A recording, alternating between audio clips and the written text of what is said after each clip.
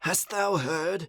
The miscreants of the baronial council have passed a new edict that solidifies their power, whilst reducing ours. Soon our faith shall have no power left here. Our brethren on the East Bank have a hard time converting the scheming and decadent local nobles to our sacred order, and the Dayport Lord Mayor has prohibited our brethren from enforcing the law in its streets.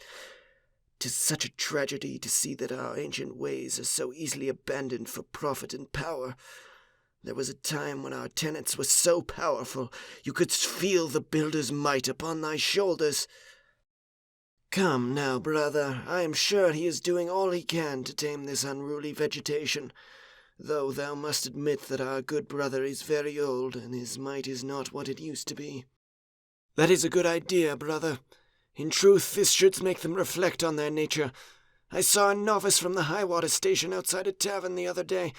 Thou canst be assured I vehemently scolded him and reminded him of our builder's holy tenets. Old Grandmorden is breathing his last. As his personal priest, it is my duty to assist him with his last prayers. Enough! Thou must pardon me, my son, but I don't have the time to speak about philosophy. May the builder be with thee in thy watch. Watchman, make haste and open this gate. 'Tis a good start, but thou art not speaking in his name, thou art speaking in thine. The builder has no tavers, as thou said, just the faithful and the villains. Nay, thou must respect his speech and his words. 'Tis the builder's teachings. If the builder were speaking like thee, then we should speak so. Now repeat the sermon. I shall raise my hammer of righteousness to protect the builder's walls against the villains from the dark forests. No! I shall... The builder's walls! The villains! I shall raise my hammer of righteousness to protect the builder's walls against the villains. I shall raise my hammer of righteousness to protect the builder's walls against the villains from the dark forests. What art we going to do with thee? Thy skull is thick as a brick. Which one? All right. Now what? Indeed, 'tis a negligence most foul. The chalice of St. Gramel, the father of boilers, stolen under his very nose. Father Simon, who is sadly misguided, is trying to help Cardinal Berengier, but I believe the superior Cardinal Bellarmine shall harshly punish him. As it should be, and as it shall be.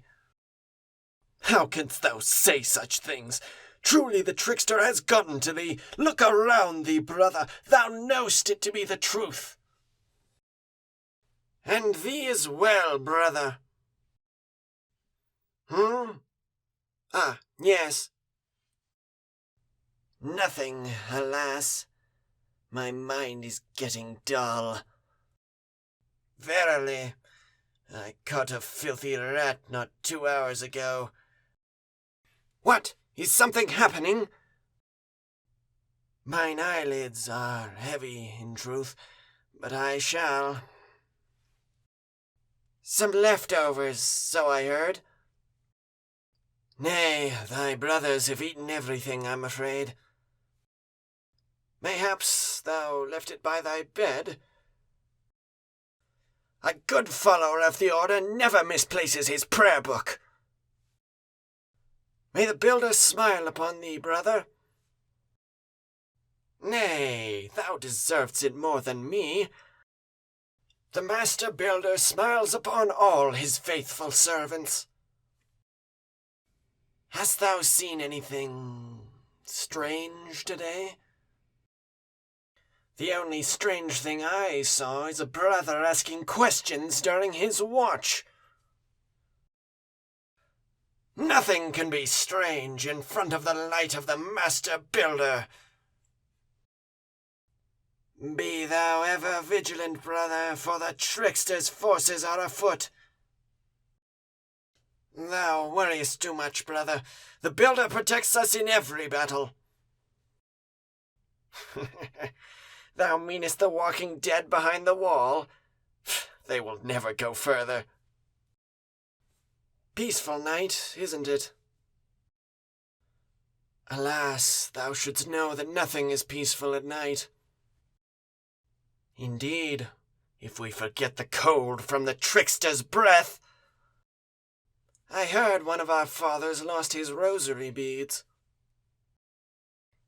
Aye, it is embarrassing news. Let's hope he finds it.